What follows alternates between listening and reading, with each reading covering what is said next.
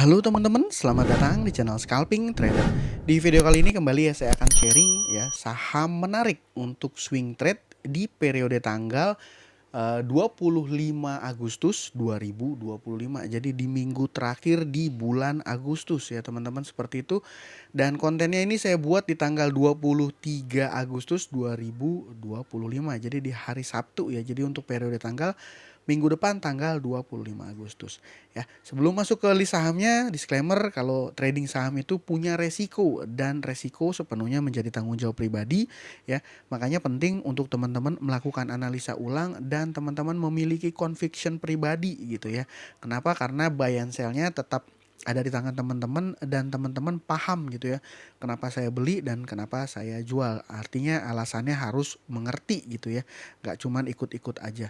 Jadi seperti itu, sebelum masuk ke list saham untuk minggu depan, saya mau sedikit review di saham yang minggu ini ya, atau minggu kemarin ya gitu ya. Jadi di tanggal 19 sampai 22 ini sebelumnya hanya saya share ke teman-teman yang sudah join di YouTube membership ya. Apakah ini cuan banget? Enggak juga saya pikir, tapi harusnya kalau ngikutin risk reward yang benar ini masih hijau portonya ya. Ada Wifi, Elsa dan juga NRG. Nanti di belakang saya akan jelasin satu-satu ya. Saya akan review satu-satu, coba gentle untuk jelasin saham yang saya mention di minggu lalu ya.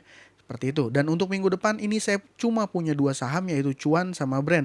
Kenapa Cuan? Karena Cuan di minggu depan akan ada rebalancing MSCI yang mudah-mudahan akan ada potensi inflow yang bisa bikin sahamnya volatil, dan di situ bisa kasih cuan. Jadi kita ya bisa, ini sebenarnya udah dari minggu lalu ya. Saya mau coba akumulasi tapi antrian saya terlalu pelit, ternyata nggak dapat barang. Jadi mungkin saya akan coba-coba cari posisi untuk cuan di hari Senin. Brand juga akan menarik, nanti alasannya saya jelasin ya. Seperti itu. Ya, sebelum masuk ke list sahamnya, saya mau mengucapkan terima kasih untuk Ibu atau Bapak Chen Yenong ya yang udah traktir saya kopi ya. Terima kasih, mudah-mudahan nanti cuannya makin banyak gitu ya. Jadi buat teman-teman yang udah merasa dapat cuan dan mau traktir saya kopi, gampang, ini di video saya, teman-teman cek aja link yang ada di description. Di sini ada traktir cuan, klik linknya, dan di sini teman-teman bisa traktir saya kopi berapa aja. Nanti proses pembayarannya sendiri bisa menggunakan beberapa dompet digital ya, Shopee Pay, OVO, Dana, QRIS, juga transfer juga bisa ya, seperti itu. Oke. Dan buat teman-teman yang mau buat account KB Valburi Sekuritas dengan fasilitas grup, nanti bareng sama saya bisa diskusi gitu ya. Jadi bisa tinggal klik link yang ada di sini aja dan bisa konfirmasi juga nanti via WA ya ke saya. Jadi semua informasinya ada di link yang ada di description. Seperti itu. Dan langsung aja ke pembahasannya. Yang pertama saya akan review saham swing mingguan saya di minggu ini atau di minggu lalu ya. Di minggu lalu, yang mana yang pertama adalah saham WiFi. Jadi saham WiFi itu kenapa saya rekomendasikan, alasannya adalah karena di tanggal 14 Agustus ini dia dapat inflow dari foreign ya, dapat akumulasi foreign ya, cukup besar waktu itu ya. Ini kurang lebih total inflow-nya itu hampir 130 miliar secara value. Tapi ya agak aneh kenapa? Karena di keesokan harinya tanggal 15 itu foreign-nya balik arah. Nah, foreign-nya balik arah dan dia jualan ya kurang lebih sejumlah total yang dia beli di periode hari sebelumnya gitu ya. Jadi saya bikin kontennya itu tanggal 15 ya waktu itu ya. Saya buat kontennya untuk tanggal 19 ya. Jadi nah, di tanggal 15 ya waktu itu malah turun gitu ya. Di tanggal 15, sorry. Oh, ini WiFi ini saya udah sharing di teman-teman yang udah join di YouTube membership 2 hari sebelumnya ya. Jadi bukan di tanggal 19 ya, bukan di tanggal 19 tapi 15 ini sudah saya info. Alasannya waktu itu karena di tanggal 14-nya ini udah cukup menarik ya. Muncul volume yang lumayan besar ya dibanding volume sebelumnya, dengan foreign yang inflow tadi saya jelasin lumayan besar. Tapi anehnya di tanggal 15 ini foreignnya keluar dan memang waktu itu belum sempat sentuh saya punya area stop loss ya di 2700, tapi di tanggal 19 ternyata dia hit. Dan saya anggap walaupun dia mantul lagi ya, dan saya anggap ini trade plan-nya gagal gitu ya. Saya pribadi waktu itu CL ya, dan saya coba disiplin aja sama saya punya trade plan seperti itu. Dan energi gimana? Energi saya profitnya tipis ya. Jadi tanggal 19 itu energi ini naik kencang ya, dia naik 4,3% dan keesokan harinya di tanggal 19 dia naik. Saya udah punya barang ya dari pagi beli. Nah, keesokannya di tanggal 20 ini pada saat market opening saya lihat volume jualannya udah lumayan besar dari trade book si energi ini. Ya saya langsung TP aja, TP tipis waktu itu kalau nggak salah cuma 1, berapa persen gitu ya. Karena alasannya adalah karena volume jualannya pada tanggal 19 itu cukup lumayan besar. Ya, sahamnya terus turun ya, sahamnya terus turun dan masih berlaku stop loss di 535.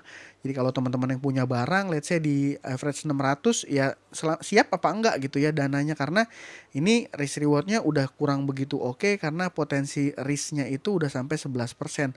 Karena saya berasumsi ini dia akan uji level support di area 535 ke bawah gitu ya. Kalau data transaksinya gimana? Memang belum ada distribusi. Teman-teman perhatikan aja secara volume ini masih cenderung kecil. Dan kalau ngelihat inventory analisis saham energi ini ya, nah, broker II sama YU masih ngendon aja, dia masih pasif gitu ya. Dia yang melakukan pembelian banyak dan mereka masih cenderung pasif gitu ya. Ini kalau nah ini sudah saya tarik dari periode Mei ya, Mei sampai Agustus kurang lebih 3 bulan. Nah, ini balik lagi di sini. Mei sampai dengan Agustus periode ya 3 bulanan itu II sama YU totalnya itu dia punya 7 miliar 7 juta lot, 7 juta lot. Ya, jadi kemungkinannya ini akan round trip, dia akan naik dan turun retest area support sini sebelum kemudian mantul lagi. Kenapa saya yakin akan mantul lagi? Karena ya ini belum ada distribusi satu, yang kedua ya si broker I sama YU ya belum belum aktif lagi gitu ya. Jadi ya masih menunggu, itu alasannya. Untuk Elsa ya, saham Elsa yang ketiga, saham Elsa ini saya profit ya kurang lebih 4%-an kalau saya nggak salah. Nah, kenapa alasan saya TP? Karena kan saya info di tanggal 19 ya. Nah, tanggal 19 dia merah. Tanggal 19 dia merah, dia masih di area buy. Saya udah punya barang dari tanggal 19. Nah, kemudian di tanggal 21 dia naik kencang lumayan ya. Naiknya 5%-an. Waktu itu saya profit sekitar 4 something. 4 something itu saya TP-nya ya maksudnya. Nah, kenapa saya TP? Karena di tanggal keesokan harinya, di tanggal 22 Agustus, itu volume jualannya udah mulai lumayan besar juga saham Elsa. Alasannya kenapa saya jual? Yang pertama, posisi saat di tanggal 21 ini adalah posisi resist ya. Posisi resist dan dia turun. Artinya saya berasumsi, wah memang biasanya teman-teman kalau seandainya sahamnya naik ke posisi resist dengan volume yang didukung, volume besar, itu biasanya akan lanjut. Tapi kalau dia nggak naik, nggak lanjut, ya mungkin dia akan balik lagi ke area demand-nya dia di bawah gitu. Jadi dan saya nggak mau. Akhirnya saya TP. Ya, teman-teman seperti itu alasannya. Dan apakah Elsa masih bagus ya kita belum tahu. Saya belum tahu karena dia akan ada RUPS di tanggal 25 ya, which is itu hari Senin. Ya. Dan sebenarnya kalau ngelihat data transaksi terakhir pun di tanggal dia turun 2% ini ya tanggal 22 ya hari Jumat, ya ini belum ada distribusi juga ya. Seperti itu. Jadi ya sesuaikan aja, tetap sesuaikan aja porto masing-masing, karena nggak mungkin saya ngedetail porto teman-teman masing-masing gitu ya. Seperti itu. Dan ya mungkin lanjut ke saham untuk minggu depan. Saya cuma punya 2, yang pertama cuan, yang kedua brand. Kenapa cuan? Ya cuan udah pengumuman dari mulai awal Agustus bahwa dia masuk ke MSCI Global Standard Index, yang mana rebalancingnya akan berlangsung di tanggal 27 Agustus. Oke, biasanya ketika proses rebalancing itu, ketika tanggal 27 itu menjelang akhir closing tanggal 27, itu dia akan mendapatkan inflow yang cukup besar. Biasanya ya teman-teman, kecuali kalau seandainya foreignnya sudah di dalam, sudah front run-nya ini dengan porsi sudah banyak, sudah ada di dalam. Itu akan jadi pengecualian. Jadi saya berasumsi hari Senin saya mau akan coba cari posisi dengan asumsi bahwa di tanggal 27 akan terjadi volatilitas tinggi, inflow tinggi di saham cuan gitu ya. Kalau kita lihat secara secara technical gitu ya, secara chart ini teman-teman, posisi harga saat ini 1635 teman-teman. Saya kasih batas resiko kalau seandainya besok antri dan dapat barang, saya kasih batas resiko di range 1560. Ketika dia sentuh di bawah 1560 saya akan buang. Ya mungkin teman-teman akan nanya ya, lu kok ketat banget stop lossnya? Ya karena memang saya trading ya, saya nggak suka stop loss terlalu besar gitu ya. Jadi 4-5%-an saya exit kalau seandainya dapat di average 1635. Kalau dia turun lagi saya akan cicil-cicil posisinya ya, belinya piramid modelnya ke bawah lebih besar gitu, cicil-cicil. Nah, kenapa di 1560 1570 stop lossnya gitu ya? Ya karena alasannya sebenarnya di 16 itu udah ada support ya. Kalau dari komposisi bid over terakhir saham cuan ya, 16 Nah, ini. Di harga 1.600 ada di sini bid ya, volumenya 50.000 lot. Artinya kalau ini sampai break ke bawah, ini sebenarnya volume yang terjadi di hari Jumat ya, tanggal 22 ya. Ya mungkin ini kan round robin ya, atau angka bulat ya. Biasanya memang angka bulat di beberapa posisi angka bulat itu akan jadi angka yang cukup dijaga ya, support psikologis ya mungkin ya. Support kecil lah ya, support kecil seperti itu. Jadi kalau dia udah break 1.600 ya udah tinggal siap-siap buang, karena 2 3 tik lagi itu udah harus buang sih kalau saya. Ya, dengan potensi cuannya ke berapa ya, mungkin spike-nya akan lebih tinggi, saya nggak tahu juga. Tapi yang jelas kalau dari data transaksi ini foreign-nya dari mulai awal Agustus sampai dengan tanggal 22 masih tercatat melakukan pembelian bersih. Ini algoritma Stockbit mengatakan ini big accumulation. Jadi risk rewardnya masuk, menurut saya risk rewardnya masuk. Potensi yang penting kita jaga risknya itu di 5-6%. Kalau saya selalu suka di posisi itu gitu ya. Selalu suka di posisi itu. Mudah-mudahan kalau seandainya bisa sampai dekat-dekat arah atau belasan persen, ya kan luber gitu ya. Yang kedua adalah brand. Kenapa saham brand? Alasannya sederhana banget, karena ketika dia mendapatkan dana ya dari MSCI ya, inflow dari foreign, yang mana yang punya barang banyak itu bukan retail ya, yang mana itu yang punya barang banyak adalah emiten. Jadi jumlah yang didapatkan yang akan mendapatkan dana dari foreign itu adalah emiten ya, emitennya Pak PP.